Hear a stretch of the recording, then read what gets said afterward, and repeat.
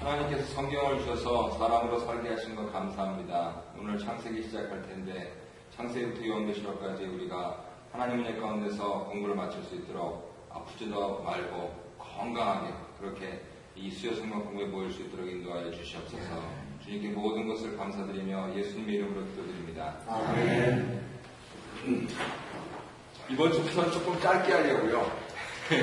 조금 길다는 그런 느낌이 있어가지고요. 그래서 지금 나눠드린 유인물은 각 해당 과의 그 요절, 성구들 나눠드리고요. 그런데 이제 뭐 한 대여섯 절 벌써 넘어가는 거는 조금 찾아보시는 게 좋고요. 문맥을 보시겠습니다. 그거는 안 넣고 그 다섯 절 이하로 되어 있는 거 5만 이렇게 넣었습니다. 그래서 이과 창세기 성구 참조하시고요.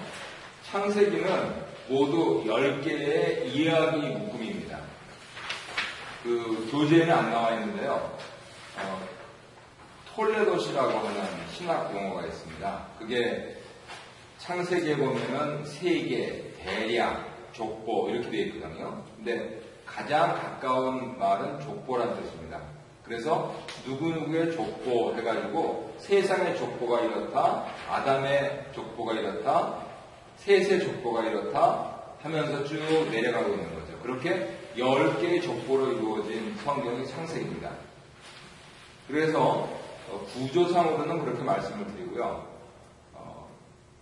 택하신 선민의 이야기를 기준으로 봤을 때는 오늘 교재에 나와 있는 것처럼 모두 4개의 사건과 4명의 인물들, 이 주인공입니다. 4개의 사건은 1장부터 11장까지 나와 있는데요. 하나님께서 세상을 창조하시고 그 다음에 사람이 그럼에도 불구하고 타락을 하고 홍수가 일어나고 바벨탑이 붕괴되고 하는 것이었고요. 4명의 사람은 아브라함, 이삭, 야곱, 그리고 요셉. 이 4명이죠. 이 4명의 족장을 통해서 하나님께서 구원하신 한 가정이요. 무려 출애굽 당시로 보면은 걷는 장정만 60만이었으니까 4인 가족 기준으로 하면은 240만. 옛날에는 조금 많이 나셨으니까 한 300만 정도. 이 엄청난 숫자를 이루는 거죠. 400년 동안에 그 일이 일어났습니다. 그래서 하나님의 선민들은 처음은 아주 약해 보이지만은 나중은 힘이 창대하다. 그래서 가정에 가시면은 그런 성경 구절 이렇게 붙여놓으신 것 있죠. 원래 그 말씀은 조금 문맥은 다른 말씀이지만 근본적인 진리에 있어서는 맥이 닿는다고 보입니다. 그래서 당장 처음에 보고 아유 뭐 이 정도야 이렇게 하실 게 아니고 과연 이것을 가지고 하나님께서 어떻게 사용하셔서 큰 민족을 이루고 큰 복을 주실까 하는 부분들을 소망하는 게 기독교 신앙인 것이죠. 그래서 모두 4개의 사건과 4명의 인물들로 이루어진 것입니다. 그것을 크게 나누면 1장부터 50장까지 이루어지고 있는 성경에서 1장에서 11장까지 4개의 사건, 그리고 12장부터 50장까지 4명의 인물 이렇게 이루어져 있는 것입니다. 정리해서 말씀드리겠습니다. 창세기에서는 10개의 이야기 묶음으로 이루어져 있는데 그것을 크게 둘로 대별하자면 11장까지 전반부, 거기를 선역사시대라고 하고요. 하나님께서 이루신 일들과 사람이 잘못한 일들과 사람들이 잘못하고 더 잘못한 일들, 그래서 홍수와 바벨탑이 일어난 그것이 나오고 12장부터는 거기서 하나님께서 다시 마치 아담을 창조하셨듯이 아브라함을 다시 창조하셔가지고 하나님의 선민을 이룰 계획을 착착 진행시키시는 겁니다. 그랬을 때 아브라함, 이삭, 야곱, 요셉. 유감스럽게도 야곱의 큰아들은 르우벤이었지만 르우벤은 자기의 어떻게 해야 되나요? 계모라고 해야 되나요? 야곱의 이렇게 성적인 범죄를 저지르죠. 그래서 밀리고 하면서 유다. 근데 유다는 예수님의 족보에 나오는 거고 결국은 야곱이 요셉 족속에게 두 지파를 축복을 하면서 야곱에서 요셉으로 넘어가는. 그리고 그것은 어쩔 수가 없었습니다. 왜냐하면 이집트에서는 요셉 예배를 중심으로 살 수밖에 없었기 때문에요. 그래서 이 네 사람의 이야기 묶음으로 이렇게 50장까지 전개가 되고 있는 것이죠. 제네시스라고 하는 말은 그런 의미에서 기원, 근원, 태생이라고 하는 그 의미 그대로 어떻게 세상이 나오고 어떻게 사람이 나오고 어떻게 죄가 나오고 어떻게 구원이 나오고 그리고 가정이 나오고 문명이 나오고 나라가 나오고 그리고 선민이 나오는가, 심판이 있고 재단이 있고 죽음이 있고 하는 그런 일들이 있습니다. 그래서 이제 이 네 개의 사건을 하나하나 차례로 살펴보면은 창조는 1, 2장에 있습니다. 1페이지 보시면 있는데요. 창조과학회라고 있습니다. 굉장히 믿은 과학자들이 열심히 활동하시는 그런 단체인데, 창조과학회의 말만이 사실이다. 그건 틀린 얘기입니다. 창조과학회는 창세기를 읽는 과학인 그리스도인들의 한 입장인 것이죠.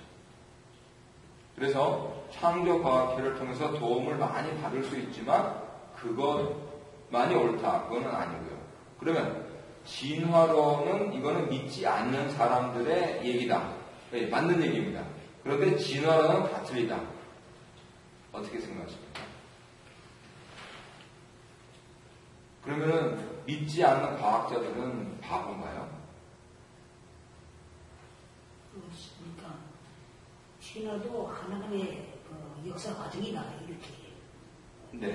네.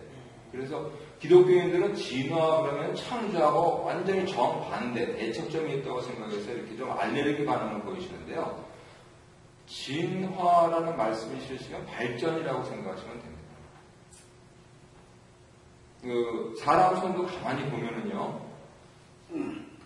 자기의 직업에 따라서 손이 조금씩 변합니다. 거친 일을 하시는 분들은 손마디가 굵어지고요, 손이 이렇게 아주 강해지시고요. 그 다음에 그러니까 무슨, 소위 말해서 해를 잡으시는 분들은 가늘어지고 길어지고 하면서 그렇게 되세요. 사람이 세월이 지나면서 변하시거든요. 그래서 그러한 변화가 있다 하는 그 설명을 우리가 받아들일 수 있어야 됩니다. 그런데 원숭이에서 사람이 됐다 하는 얘기는 그거는 조금 질적인 변화, 원숭이가 어떻게 사람하고 같으냐. 그러니까 그거는 좀 과학적으로 근거를 대라. 그러니까 사실은 진화론자들이요, 거기에 간격이 있다는 걸 압니다. 과학적으로 입증 못할 것이 있다.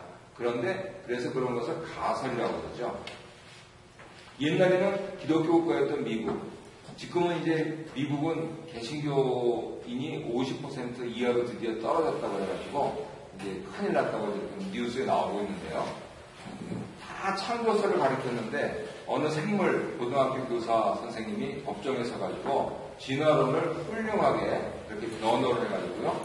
그 다음부터는 점점 이제 주기도문 하는 거 뭐 이런 부분들이 다 없어지고 나더니 이제는 요즘에는요, 토론토 같은 경우는 어느 실정이냐면 다른 종교는 금요일날 학교 기관을 빌려서 예배를 드려요. 서클 활동이라고 해가지고 돈도 안 받고.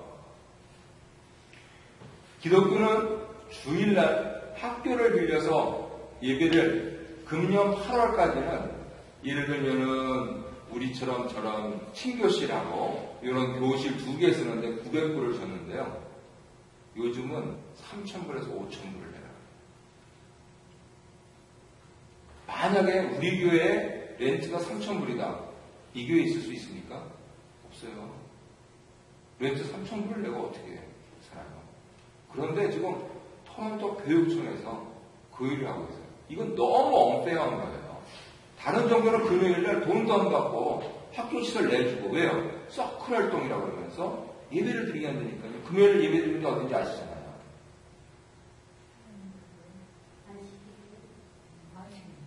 네. 이슬람이에요. 그래서 이거는 지금 정말 말도 안 되는 소리예요. 그런데 어떻게 하겠어요? 약한 교회들이 렌트 못 내면 나가는 거죠. 그래서 지금 난리입니다. 9월달부터. 교회들 예배 볼 데가 없어가지고. 그래서 그런 부분들이까지 이르렀어요, 오늘날. 그래서 우리가 이러한 시대를 살면서 과연 이 창세기 창조가 뭔가 하는 거를 잘 개념을 정리해야 될 것 같습니다. 거기 6페이지 4번에 1번을 보시면 학설이 아니고 증거다. 선포하는 겁니다. 하나님께서 세상을 창조하셨다. 그 세상이 뭐냐? 천지다. 언제 창조하셨냐? 태초다. 태초가 언제냐? 하나님이 하시는 시간. 두 번째로 하나님 창조에 있어서 절정은 인간이라는 겁니다. 오늘날 환경론자들, 동물보호론자들은 인간 중심적인 그런 사상을 많이 비판합니다. 그리고 사실은 기독교의 이 창세기를 또 그 당시에는 그렇게 읽으셔가지고 심지어는요 식민지를 개척하러 갔던 전투하는 배, 전함 제일 앞쪽에 선교사님이 십자가를 높이 들고 이렇게 가셨던 그런 기록도 사실은 있습니다. 옛날에는 그게 맞는 줄 알았던 거죠. 그 시대에는. 그래서 그런 부분들을 오늘날로 바라보면은 우리가 아하 이런 부분들은 잘못됐었구나 하는 것을 반성하고 또 비판해야 마땅하지만 그럼에도 불구하고 사람이 만물의 영이라는 것은 진리입니다. 그래서 그런 차원에서 동물보호론자들도 환경론자들이 사람을 오히려 더 동물 밑으로 놓고요. 지금 기가 막힌 게 뭐냐면요. 영국의 런던에서는요. 지하철이요. 여름에 39도예요. 실내 온도. 그거 사람 살겠습니까? 근데 아무 얘기도 없어요. 그런데 그 지하철에 개를 데리고 타면 동물학대죄를 걸립니다. 사람은 괜찮은데 개는 39도 못 견딘다는 거예요. 아니 세상에 뭐 이런 법이 다 있어요. 그러니까 이게 지금 가치관이 어떻게 돼가는지 모르는 거예요. 그래서 기독교인들은 창세기를 읽으면서 이 가치관을 바르게 가는 겁니다. 그래서 사람이 하나님 창조의 절정이다. 이거 분명한 사실인 거고요. 세 번째로 3번은 굉장히 좀 이게 읽고 또 읽고 해서 야 이런 분이 이분이 이 오래전에 이런 걸 하셨나 이렇게 했는데요. 1장에서 6일은 1절에 나타난 근원적인 창조를 기록하고 있는 것이 아니다. 이게 무슨 소리냔 말이죠.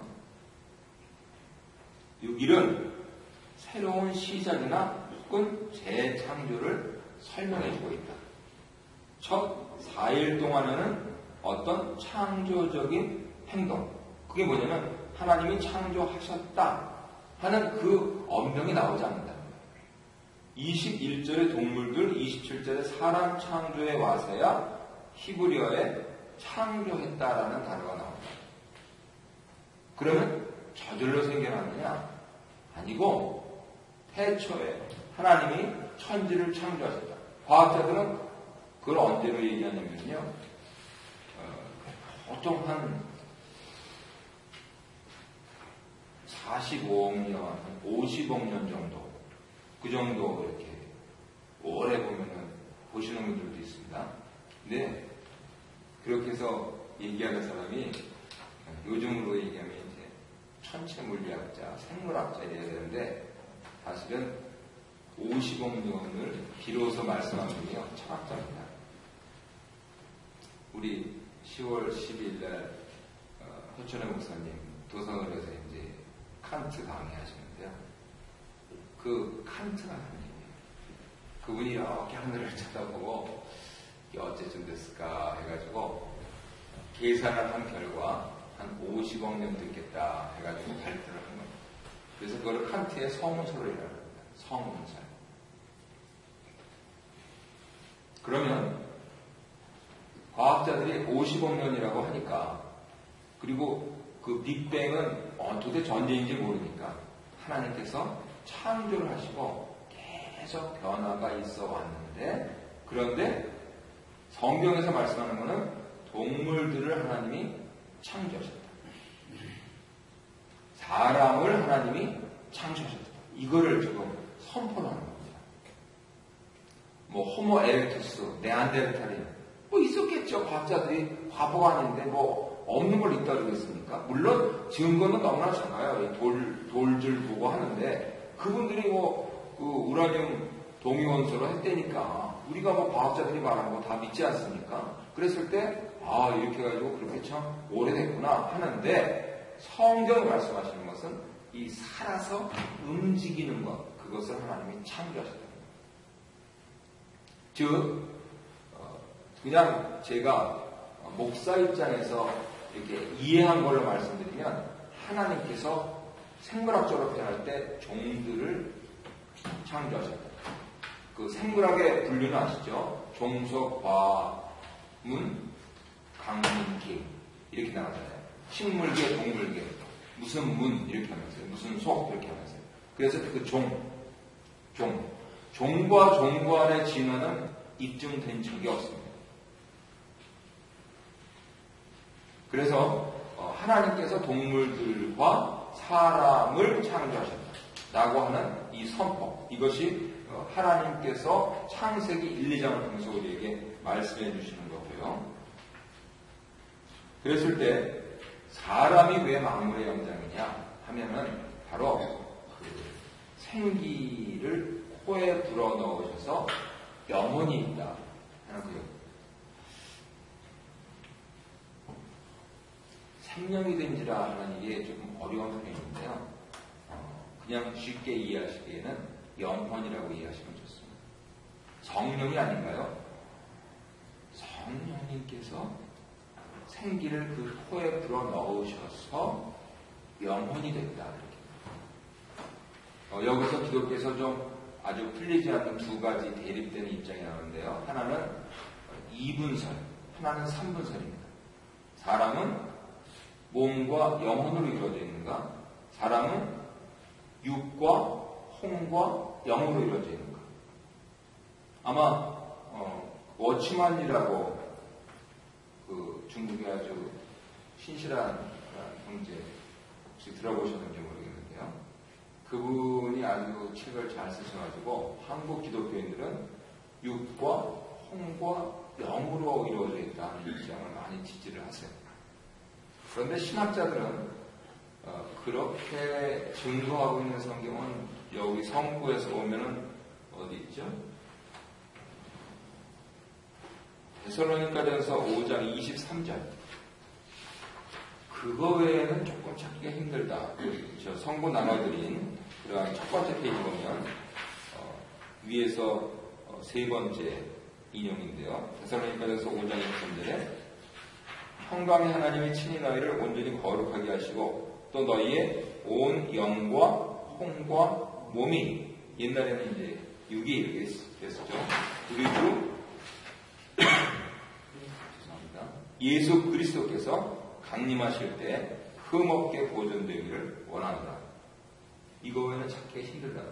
여기 여러 개 많이 나와 있다고. 영혼이라고도 나와 있다고. 예. 그러니까요. 사람은 몸과 영혼으로 이루어져 있다. 그런데 사실은 저도 세 개로 하면 참 편합니다. 이렇게 설교를 하면서 말씀드리면 좀 더 이해하시기 쉽기 때문에 그렇죠. 우리 육신의 일을 열심히 하시잖아요. 먹고 살아야 됩니다.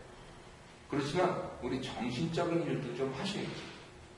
책도 많이 보시고 또 좀 기도도 많이 하시고 하면서 기도가 정신적인 일인가요? 안 믿는 사람들 생각할 때 그랬을 때 오직 살아계신 한 분 하나님만 믿고 또 하나님 말씀에 근거해서 찬송과 진짜 기도를 통해서 나아가는 그런 영적인 일도 하셔야 되잖아요. 이렇게 설명드리면 참 일리가 있다. 고개를 끄덕하고 또 하신다는 거죠. 그런데 몸하고 영혼으로 이렇게 이분으로 나눠져 보면 그러면 그 좋은 책을 읽는 건 어디에 속하는 거죠?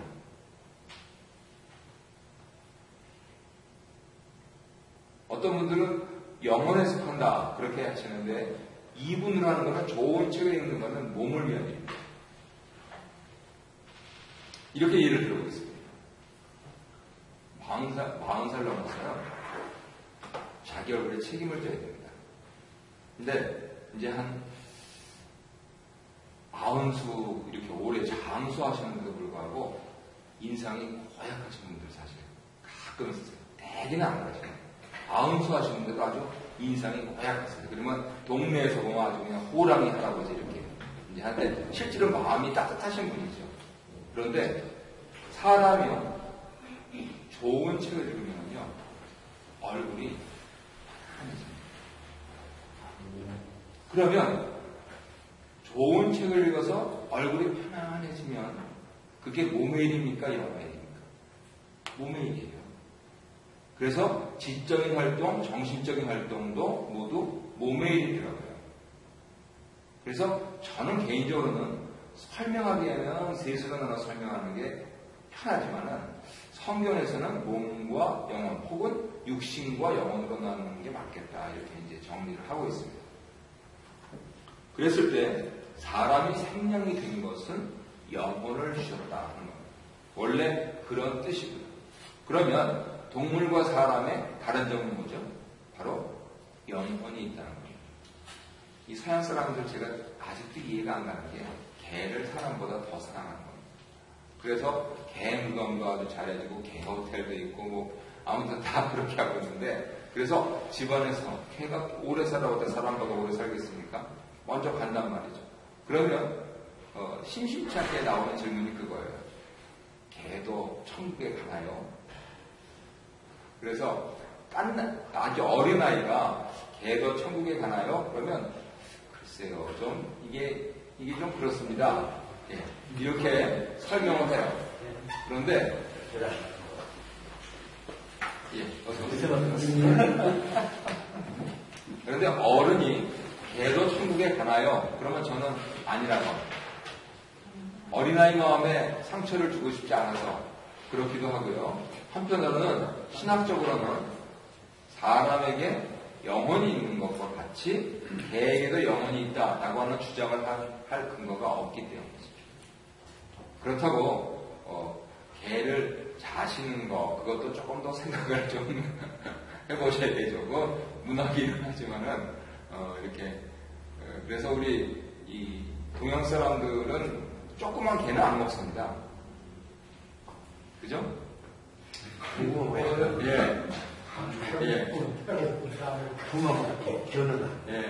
이 견이라고 하는 것은 큰 개자에다가 점을 딱 찍은 겁니다. 코털이나 있잖아요. 그런데 구라는 것은 여우시자에다가 입구자입니다. 그래서 장로님 말씀하신 대로 황구, 누렁이 이거는 개가 아니고 여우다 그겁니다. 먹는 여우다. 견은 뭐냐? 같이 안방에서 데리고 자는 큰 놈이다. 근데 되게 견이 원하잖아요. 그래서 한국 보신탕 문화를 비하하는 그런 것 속에 이 나라 사람들 샌드위치 빵에다가 정말 아주 이쁜 앙증 맞은 강아지 하나 넣고 이래도 먹겠냐 이렇게 하는 포스터들이 많아요. 근데 그거는 굉장히 오해죠. 말이 좀 다른 데로 갔습니다만 몸과 영이냐 아니면 육과 혼과 영이냐 하는 문제 그런 문제를 잘 생각하시고 결국은 이런 것을 알아서 뭘 하느냐 마지막 날에 하나님이 나를 취하실 것이 뭐냐는 거죠. 결국 내 영혼을 받으시고 그리고 나에게 새 몸을 주신다 하는 것이 성경의 근본 진리입니다. 이거를 믿지 않으면요 부활도 믿을 수가 없고 중생도 믿을 수가 없어요. 내가 예수를 믿어서 내 영혼이 거듭난 것처럼 내가 죽어서 천국 가면 하나님께서 나에게 새 몸을 주신다. 하나님. 노인병으로 현대병으로 성인병으로 고생하는 것이 아니고 하나님께서 온전하게 하신 새 몸을 주신다.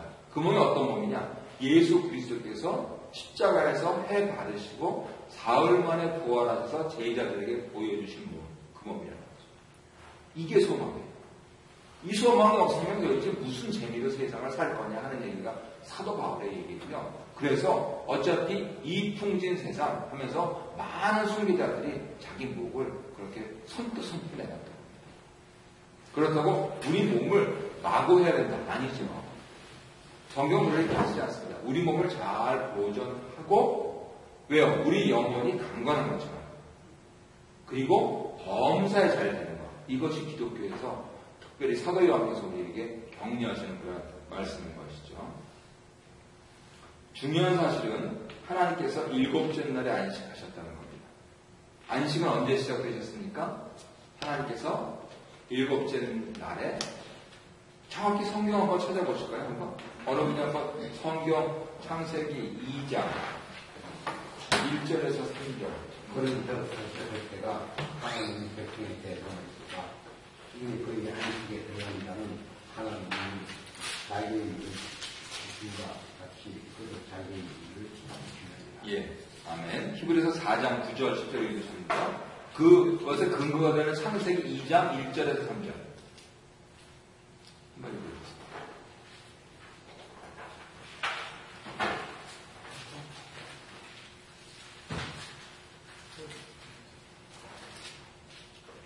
정말 2장 1절부터 읽으라면 천지와 만물이 다 이루어지니라.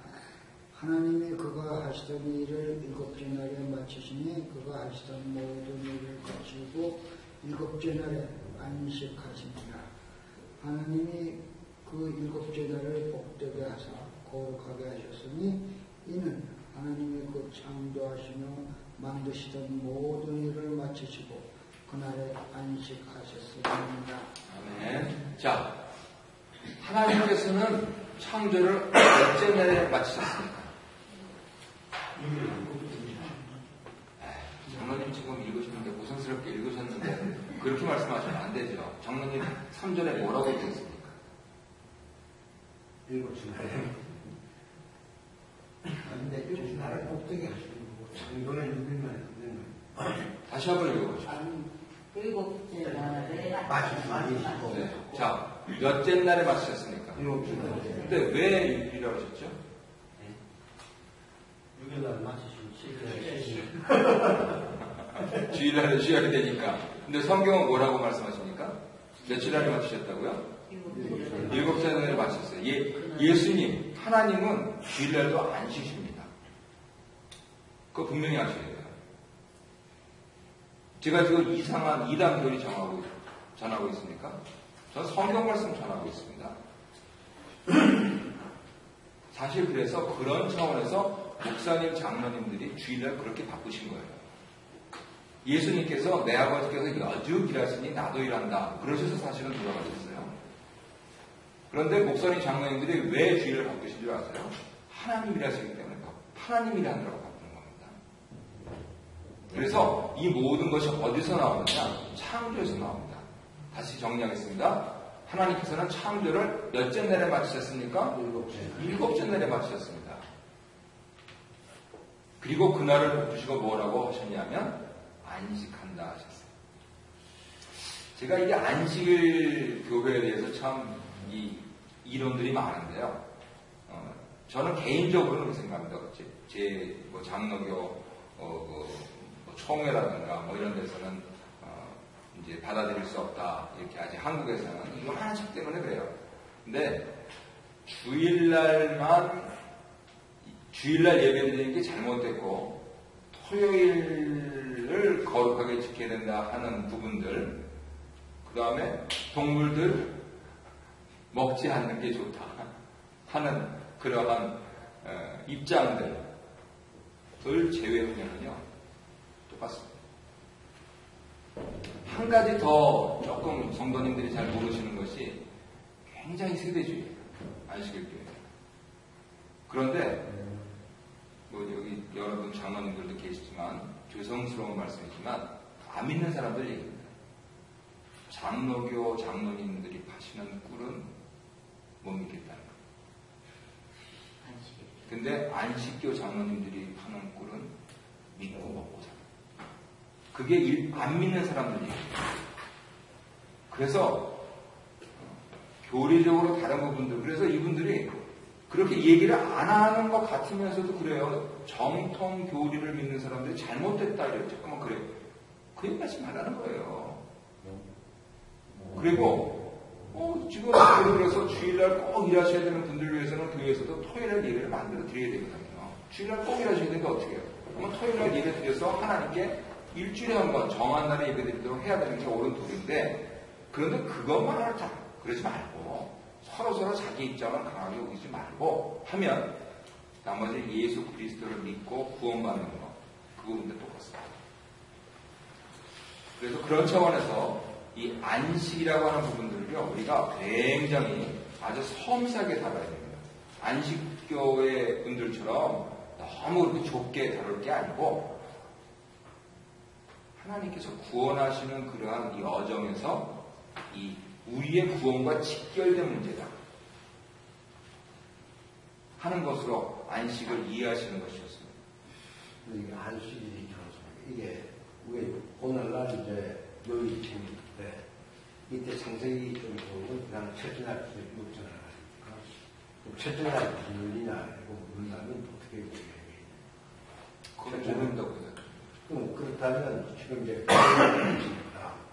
이거는 이제 주님 돌아가시고 금요일에 돌아가시고 일요일 부활하시다 해서 지금 이제 안식일을 조금 시행하겠습니다. 네. 이거 연관하면 안식날이 언제다 이렇게 안식교에서 토요일에 안식이다 이렇게 정의한다는 게 참 너무 어렵다. 예, 그것은 결국 달력의 기원도 따져봐야 되는 거잖아요. 오늘날 쓰는 태양력은 주후 7세기 그레고리 7세가 제정해서 이제 온 세상에 쓰기 시작했습니다. 그래도 안 맞아요, 태양력도.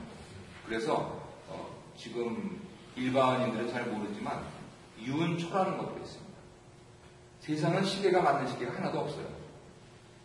아무리 정확한 우주과학이라도. 그래서 유은초를 대입해야 되는데 미국하고 유럽하고 그것 때문에 싸웁니다. 미국은 자기네들이 만든 세슘으로 하자 이렇게 하고 유은초를 계산하는 걸, 유럽은 지금까지 같은 게 있는데 왜 니네들이 세계의 제일 큰 나라라긴 하지만 이것까지 왜 바꾸려느냐 우주시계를 이러면서 서로 싸웁니다. 그래서 합의가 안 돼 있어요. 아무튼 말씀드리고자 하는 이 우주는 세상에서 가장 정확한 시간과 달력은 없다는 겁니다. 그랬을 때 지금 오늘날 우리가 보편적으로 쓰고 있는 달력이 언제 생겼냐?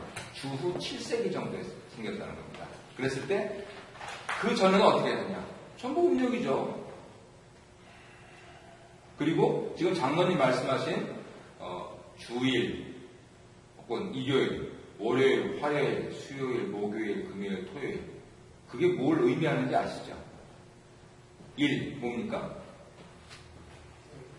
태양, 월, 달, 화, 불, 수, 물 그렇게 나가는 거예요. 그래서 세상에 있는 5가지 원소하고 해하고 달하고 합해가지고 그렇게 붙인 거거든요. 서양은 먼데이, 튜스데이, 웬스데이 그 무슨 신들하고 다 연관이 있다 그러잖아요. 그랬을 때 첫째 날이 월요일이냐? 모른다 그래야죠. 주 7세기에 제정된 달력을 기준으로 창세기 1장을 읽으면 안 되죠. 그러니까 캔터베리 대주교께서 6,000년이라고 계산해 버리시는 거예요. 세상 나이가. 아니 여기 첫날이 24시간인데 어떻게 알아요? 그리고 지금 윤집사님 못 들으셨지만 동물들과 사람들 창조하셨다. 이거 창조를 쓰셨고 나머지는 하나님께서 어떻게 하셨어요? 새롭게 시작하게 하시고 재창조하신 것처럼 설명을 하고 있는 거예요. 빛이 있으라 그러시잖아요. 빛이 있으라. 물이 나뉘어라. 위의 궁창과 아래 궁창으로 있으라 말씀하시는 거예요. 네. 그래서 그런 차원에서 창조학의 설명 참 좋습니다. 진화론에서 받아들일 것도 있어요. 그런데 창세기 1, 2장에서 설명하는 것을 과학적으로 신학적으로 다 설명 못합니다. 그런 차원에서 첫째 날이 월요일이다. 말도 안 되는 소리 하지 말라는 거죠. 그러니까 토요일날 얘기 드려야 되는데 말도 안 되는 소리 하지 말라는 겁니다. 그리고 주일날은 왜 하느냐? 전통이잖아요. 아니 그러면 그 전통 깨고 토요일날 새로 만들려고 그래. 전통인데 주일날. 그 전통도 교황 때부터 만드는 거예요. 그렇죠. 국교 때부터 만든 거죠. 그 이름으로 갖다 그 교황 때 그게 이제 만들어지니까 지금 와서 다른 다 천주교에서 하는 그 연합설이라든지 이런 거 다 없어지면서 주일날도 그렇게 하는 거예요. 천주교하고 개신교는 거의 70%가 같습니다. 천주교하고 개신교는 용어가 좀 달라서 그렇죠. 교리적으로는 많이 같아요. 거기서 덧붙인 게 많아서 그렇죠. 그래서 주일을 받아들이는 건 당연한 거죠. 예를 들어서 지금 창세기 1장부터 11장까지, 12장부터 50장까지 이렇게 있는데 10장, 11장 나가면서 여기 있는 거 지금 어디 있어? 그리고 백날 찾아보세요. 안 나와요. 바벨탑 안 나와요. 우리가 첫째 날이 월요일이냐? 증명해보세요. 증명 못합니다. 그런데 주일날 예배드리는 거를 폐하고 토요일날 예배드려야 되겠다. 저 그렇게 못하겠다는 거예요. 월요일 예배도 놀랄 사람이 없다는 거 마찬가지예요. 네. 그래서 우리가 매일 예배를 드린다. 로마서 12장의 근거에서 이렇게 말씀을 드리잖아요. 매일 예배를 드려야 됩니다. 그런데 안식일 자체도 토요일이냐 일요일이냐 이걸 논할 그게 없는 거예요. 그러니까 그게 이제 교파에 따라서 이걸 안식일이라 이거지 그 말이에요. 이 하나님이 지으신 그 모든 것을 보시기에 심히 좋았더라. 저녁이 되고 아침이 되니 여섯째 날이더라. 하나님 다 창조하시고 그 이튿날 아침이 되니 여섯째 날이더라. 이렇게 되어 있고 말이에요. 근데 그 다음에는 천지와 만물을 다 이루시더니 하나님이 그가 하시는 일을 일곱째 날에 마치시니 일곱째 날에 마쳤다면 일곱째 날 일 안 하셨단 말이에요. 그런데 그가 하시던 모든 일을 거치고 일곱째 날에 안식하니라. 일곱째 날에 안식했다면 쉬었단 말이 아닙니까? 예. 근데 목사님 말씀대로 하면 그 일곱째 날에 쉬고 네. 아침에 일을 보시고 목에 쉬는 거죠. 안식이라고 하는 말을 자꾸만 쉰다라고만 규정하시지 말라는 거예요. 알겠습니다. 네, 이해하겠습니다. 네. 목사님 말씀은 우리는 인간은 안식날을 쉰단 말이지. 그러나 하나님께서는 일곱째 날에 일을 하셨단 말이에요. 지금도 하고 계시다. 네, 그런데 그 안식하셨느니라. 여기서 또 마지막에는 하나님께서 안식했다고 되어 있단 말이에요. 그러니까 이제 그 목사님 말씀대로 하면 안식했단 말도 일곱째 날에 마치고 안식했다는 그 경계가 없는 얘기죠. 네. 경계가 없는 거죠. 제가 정리하겠습니다. 그래서 창세기 1장 1절부터 2장 3절까지는 성경 전체의 요약입니다. 그렇게 생각하시면 좋습니다. 성경 전체의 요약입니다. 그러면 창세기 2장은 어디 쪽하고 관계가 되어 있을까요? 그냥 가볍게 생각하면 요한계시록하고 관계가 되어 있습니다. 아까 우리가 성경 파노라마 할 때 창세기의 처음 3장하고 요한계시록의 마지막 3장하고 비교한 거 혹시 기억하시나요? 예, 그래서 그렇습니다. 성경 전체에서 그러면 하나님께서 일곱째 날에 마치시고 안식하셨다 하는 말씀은 뭐냐면 하나님의 의도가 제 일곱째 날 7일 제 7일에 완성하시겠다. 완성될 때까지 쉬지 않으시겠다. 뭘 완성하시느냐? 바로 우리의 구원이다. 그래서 요한계시록 20장, 21장, 22장에 바로 우리의 구원이 이루어지는 그것을 말씀하고 있는 것하고 우리가 비교할 수가 있는 거죠. 그래서 제가 안식을 단지 그냥 일 안 하고 쉰다 이렇게만 생각하지 마시고 보다 적극적으로 구원과 연결시켜줘야 된다. 그런데 안식교라고 이름 붙이는 우리 교파가 있으니까 그분들한테 물어보면 당신들은 천주교요, 개신교요, 유대교요 그런 뭐라 그랬어요? 자기네들은 개신교라고 해요. 개신교. 개신교의 한 유파라고 합니다. 안식교 사람들은. 그런데 우리가 주일날 예배드리는 것을 폐하지 않는 것처럼 토요일날 예배드리는 데가 있어요. 어디입니까? 또요. 유대교에서 이 토요일날 예배드리죠. 예. 그러면 차라리 유대교로 가라. 우리는 유대교는 아니고 개신교라는 거예요. 그러니까 서로 욕하고 싸우지 말자는 겁니다. 내가 잘났다, 네가 잘못했다 그러지 말고 당신은 그렇게 믿으라고. 중요한 사실은 성경, 이 성경을 가지고 있느냐. 둘째, 예수 그리스도를 믿느냐. 셋째, 삼위일체 하나님을 믿느냐. 넷째, 성령의 인도하심을 받아서 신앙생활을 하고 있느냐. 그러면 하나님께서 판단을 하실 거라는 거죠. 그래서 거기서 뭐 주일날 이게 잘못됐다, 뭐 동물 먹는 거 뭐 이런 문제가 많아. 잠깐만 얘기거리 만들지 말고 그냥 믿으시라고. 우리들은 믿을 테니까. 저는 이게 좋다고 봅니다. 그래서 그것을 안식의 개념을 더 넓게 잡아야 할 수 있는 얘기니까. 그래서 결국 다 구원 공동체가 되면 좋지 않습니까? 이 말씀이 모든 사람이 구원받는 게 아닙니다. 하나님 선택하신 사람만 구원받는다는 겁니다. 그런데 지역적인 문제로 우리의 구원을 건드리지 말자고 합니다. 예수 그리스도를 믿고 우리의 영혼이 거듭나고 내 몸이 부활할 것을 믿으면 그게 구원이잖아요.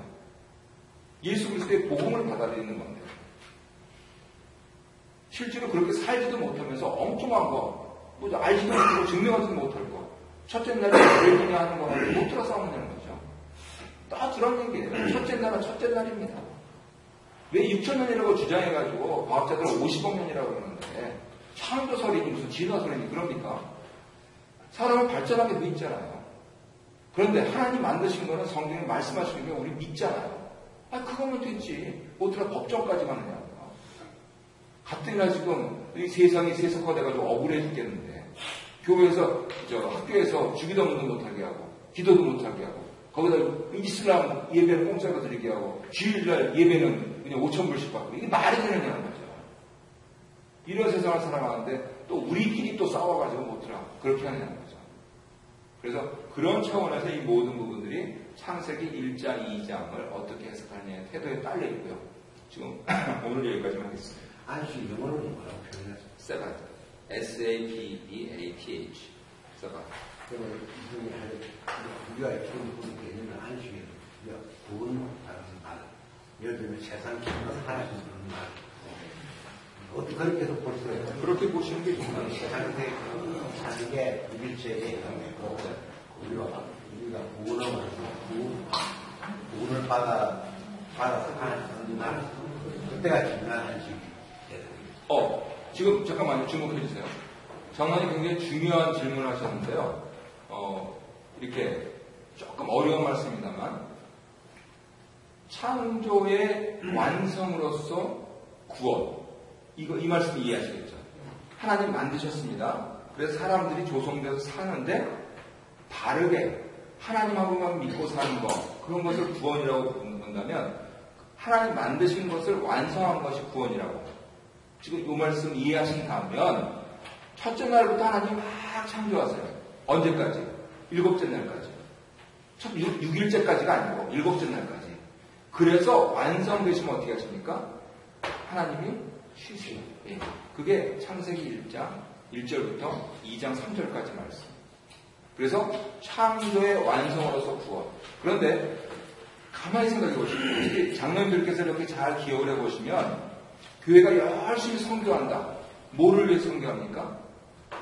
구원복음을 전하기 위해서. 그런데 교회는 뭘 전해야 되느냐면 창조와 구원을 전하는 거예요. 그래서 창조를 전하시는 데는 어떻게 하면 열심히 사회활동을 하세요. 구원을 전하시는 데 어떻게 하면 열심히 선교활동을 하세요. 그 둘이 아닙니다. 하나입니다. 창조의 완성으로서 구원. 그래서 선교는 창조적이어야 되고 구원적이어야 되고 사회봉사도 창조적이어야 되고 구원적이어야 되고 조금 어려운 데로 갔습니다만 오늘 여기까지 하죠. 이게 또 주제가 워낙 창세기니까 좀 방대해서 오늘 또 더 못 끝냈네요. 혹시 질문 있으십니까? 근데 창조 다 해라 구원이 이렇게 있다 이렇게 정의를 한다면은 좀 우리 믿는 사람으로서 이해가 조금 하기가 힘든 것이 하나님이 뭐 구원 따위는 생각 없이 다 완성하신 걸로 저는 알고 있는데 다시 그 말씀 조금 다시 해주시죠. 구원은 상관없이 완성하셨다고요? 그러니까 구원이라는 말이 사람이 이제 마귀의 오임에 의해가지고 타락을 해가지고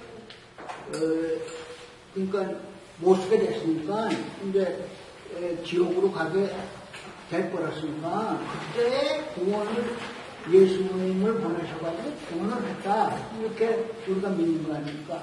왠지는 그거를 뭐 구원까지 생각 없이 그거는 좋은 그러니까 사람을 잘 만들어가지고 잘 살게 이렇게 딱 만들어놨다 이거야. 하나님 천국 같은 세상을 나고 만들어가지고 그렇게 쭉 살면 되는 건데 이 사람이 죄를 범해가지고 거기서 떨어져 버렸다 이거예요. 그러니까 이제 거기서 못 살게 되니까 이제 구원 얘기가 나오는 거지. 아니 지금 무슨 하나님의 구원 그거를 맨 처음부터 얘기할게. 네. 장로님 굉장히 또 아주 이 풀리지 않는 논쟁의 그 실마리를 지금 여셨어요.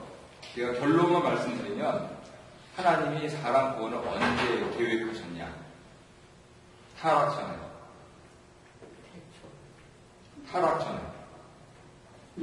저는 그렇게 타락하는 걸 이렇게 보시면서 혹은 다 타락하고 나서 세 가지 있습니다. 그리고 두 번째는 사람이 타락을 했으니까 구원이 있다. 아니 그 안에 있는 게 구원이지. 그러면 구원을 굉장히 좁게 해석을 하는 거예요. 죄에 있는 데만 구원이 있다. 예를 들면 어머니 뱃속에서 사사는 아이들, 난지 7일째 죽은 아이들, 혹은 우리가 흔히 얘기해서 지적으로 장애를 가져서 사람들하고 의사소통이 안 되는 사람들, 그런 사람들 구원 어떻게 해요? 그런 사람들 주에 안 됐습니다. 그래서 죄가 있는 곳에 하나님의 은혜가 있다. 맞습니다. 죄가 있는 곳에 하나님의 구원이 있다. 맞습니다. 죄가 있어야만 구원이 있다. 틀립니다. 모든 피조물은 구원을 받아야 돼요. 모든 피조물. 로마서에서 사도 바울이 말씀하신 거예요. 만물에 고대하는 바는 하나님의 아들들에 나타나는 것이니 그것이 피조 세계의 구원을 말씀하시고 있어요. 새 하늘과 새 땅에서 새 바다는 없어요. 요한계시록에 나와 있는 거니까요. 그랬을 때 우리가 깊이 생각해야 될 것은 무릇 창조받은 것은 구원받아야 된다. 그 뱃속에서 사사는 아이도 난지 7일 만에 죽은 아이도 그리고 세상 사람들하고 교통할 수 없는 사람도 하나님 먹고 나서 저는 그걸 믿습니다. 그래서 구원은 전적으로 하나님께서 결정하십니다. 창조하셨기 때문에. 그래서 다른 구원을 이렇게 바라보면 창조가 너무너무 중요한 거예요. 주인이 누구냐는 거죠. 주를 바로 쓰라는 거예요. 하나님께. 저는 사실 연합교회 같은 것도 굉장히 좋은 의도에서 봤다고 봐요. 좋은 의도에서 시작을 했는데 그거를 나쁘게 사용하니까 그렇지. 아니 얼마나 참 애가 타겠어요.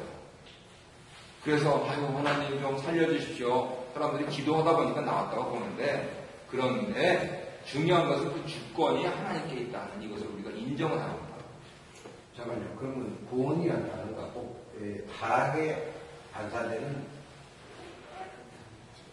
세트분이 아니고 예를 들면 하나님은 우리를 살려내다가 마음껏 살았다가 다시 거둬들이다 이런 선언을 해요. 죄를 안 줬으면 아니 죄하고 떠나서 죄를 안 줬으면 구원이라는 근데 구원이라는 그 자체를 죄와 결부시키면 떠버린다는 건 얘기죠. 하나님 살것이다 마음껏 자유롭게 살다가 하나님 다시 거둬들이신다 이런 선언을 해요. 근데 뭐 우리는 신구약을 다 믿는 건데 뭐 사도 바울이 얘기했듯이 다른 이름으로는 구원받을 게 없고 예수님 믿어야만 구원받는다. 우리는 이걸 믿고 지금 나가는 거니까 그게 무슨 얘기입니까? 구원이란 단어 자체를 죄와 결부시켜서 구원을 좁은 의미로 얘기하지 말아라. 그런 얘기입니까? 예. 영어로 구원은 영어로 뭐죠? 네, 구세군할 때 salvation. 그래서 지금 장로님께서 질문하신 맥락은 18세기부터 20세기까지 미국의 영향이 굉장히 큰 겁니다. 거기서 이제 부흥운동이 일어나고 최근까지는 빌리그람 목사님. 그래서 우리의 세이비어로서 예수님. 그래서 100만 명 모아놓고 설교하셨어요. 그것이 틀리다는 얘기가 아닙니다. 그거는 미국 사람들이 하는 얘기예요. 미국은 어떤 나라입니까? 청교도들이 와서 처음부터 십자가 깃발 꽂은 나라예요. 그런 사람들이 세속화되고 타락하고 하니까 다시 당신들의 구세주를 믿어라 하는 겁니다. 다시 기억을 일깨워주는 겁니다. 조선은 어떤 나라입니까? 조선은 불교와 유교와 무교가 판치던 나라예요. 이 나라에 와서 선교사님들이 전한 구원은 예를 들어서 그 아버지가 말이죠. 술 마시려고 딸 팔고 말이죠. 집 팔고 눈 팔고 그런 거 그 죄는 얘기하라고 했어도 가르친 것이 뭐냐면 선교사님들이 가르친 것이 뭐냐면 그러한 구원을 통해서 어떻게 되느냐 너를 지으신 분이 누구신지를 알라는 거예요. 우리는 유불선에 따라서 돌던 사람들인데 창조주 하나님이 우리를 지으셨다. 그러니까 중학교 때 늘 논쟁하던 게 뭡니까? 그렇게 따지면 이순신 장군은 구원 받았냐 안 받았냐. 이순신 장군 구원 안 받았으면 나는 그 천국 안 간다. 이렇게 논쟁을 했거든요. 미국 사람들은 그런 논쟁을 안 해요. 거기는 십자가부터 꽂힌 나라기 때문에 죄에서 돌아오라 해가지고 셀베이션을 얘기합니다. 우리 같은 나라는요. 사실 영어로 하면은 구속을 얘기해요. redemption. 이제 redeemer라고 그러죠. 그것도 구세주라고 하는 뜻인데 그게 구약에서 제사를 드리면서 하나님이 redeem 해주신다는 겁니다. 죄를 용서해 주신다는 겁니다. 왜요? 너를 창조한 분이 누군데 그 창조한 분을 잊어버리고 자꾸만 네 뜻대로 사니까 문제가 생겼다. 그러니까 일주일에 3번 와가지고 피 흘려서 양을 드리고 소를 드리면 너를 redeem 해준다고. 사실은 전 세계 선교는 이겁니다. 우리는 미국의 특수한 나라에 사실 영향을 많이 받고 있는 그 크리스천이티예요. 그랬을 때 유럽 creation and salvation 이렇게 얘기 안 해요. creation and redemption. 그래서 하나님이 창조하신 것은 다 구속하신다. 그런데 이 창조는 하나님께서 선택하시는 그러한 부분들이 있어서 거기서 또 예정론하고 또 붙어요. 그렇지만 넓게 봐서 창조의 완성은 구속이다. 그렇다면 나는 오늘 나가서 살아갈 때 하나님이 창조한 모든 것을 사랑해야 할 의무가 있습니다. 왜냐하면 나는 구속받았기 때문에. 내가 죄를 지어서 구원받은 그런 범위가 아니고 하나님이 창조하신 것을 사랑하고 에덴 동산으로 가꿀 동산지기로서의 그 임무를 갖고 있다는 거예요. 그럼 어떤 삶을 살겠냐는 거죠. 저는 이 삶이 좋아요. 미국 사람들의 편협한 그런 것보다도. 그러니까 기독교 신앙 3대 정도 가면은요, 중요한 문제가 구원 문제, 셀베이션 문제가 됩니다. 할아버지는 잘 믿으셨는데 손자는 교회에 한두 번 나오고 그러니까요. 그러면 안 되지, 그러면. 그런데 난생 처음 믿는데, 거기서는요, 이 리뎀션은요, 복음입니다. 한번 깊이 생각해 보십시오. 이게 머리 좋으신 분들이 계속해서 말씀하시는 거니까 한번 생각을 해 보시고요. 그리고 또 하나님의 창조에 대해서 우리가 좀 더 생각하는 것을 좀 넓히시고, 그리고 오늘 나가서 가만히 있어요. 지금 김 목사가 하나님이 창조하신 것을 사랑해야 할 의무라 그랬는데 어디 내 주변에 하나님 창조하신 게 뭔가 누가 제일 먼저 뛰겠습니까? 마누라. 할렐루야! 그 다음 또 뭐가 눈에 뜨시겠습니까? 그 다음에 이제 내 집, 또 정원, 화초. 예, 그러면서 하나님, 이것도 생명이 있지요. 그러면서 또 이렇게 한번 또 닦아주시고 하면요, 거기서 기운이 납니다. 우리 크리스천들은 그렇게 사는 사람들이에요. 그 세상을 변화시키는 사람. 제가 기도하고 마치겠습니다. 하나님 창조하셔서 이렇게 살게 하여 주셔서 감사합니다. 동물처럼 살지 않고 성령께서 영혼을 주시고 또 예수 그리스도의 영으로 거듭나게 하여 주셔서 세상을 그렇게 바라볼 수 있도록 인도하셔서 감사합니다. 하나님 창조하셨건만 세상은 다 제 길로 가서 타락하고 범죄하고 또 그릇된 모양으로 일그러진 상태로 갑니다. 하지만 하나님 창조하신 그 온전한 것을 다시 되찾기 위해서 오늘도 부단히 일하시는 주님을 따라서 나도 하나님이 창조하신 것을 지극히 사랑하는 하나님의 창조인 하나님의 구속받은 자가 될 수 있도록 축복하여 주시옵소서. 남은 오늘의 시간 가운데서도 감사의 감사가 넘치게 하실 줄 믿고 감사드릴 때마다 주 예수 그리스도 이름으로 기도드립니다. 아멘.